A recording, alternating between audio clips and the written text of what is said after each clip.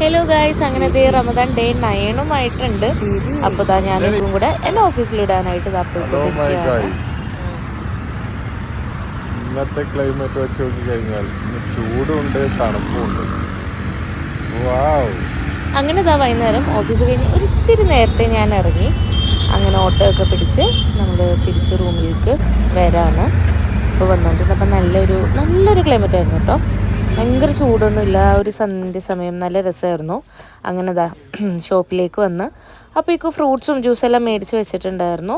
അതെല്ലാം കഴിച്ച് നോമ്പ് തുറക്കാണ്. എന്നത്തെയും പോലെ കണ്ണൂർ കോക്ടെയിൽ ഉണ്ടായിരുന്നു, അത് കുടിച്ച് നോമ്പ് തുറന്നുകൊണ്ടിരിക്കുകയായിരുന്നു നമ്മൾ.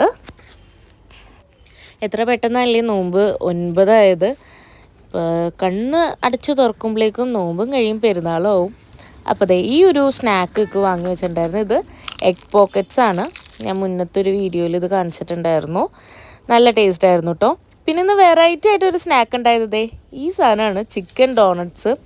ഇതൊരു ചിക്കൻ ടിക്കയുടെയും കബാബിൻ്റെ ഒക്കെ ഒരു ടേസ്റ്റ് ആയിരുന്നു കേട്ടോ. നല്ല രസമായിരുന്നു. അത് കഴിഞ്ഞിട്ട് എനിക്കിത് ഏറ്റവും അത്യാവശ്യമുള്ള സാധനം കിട്ടി, ചായ.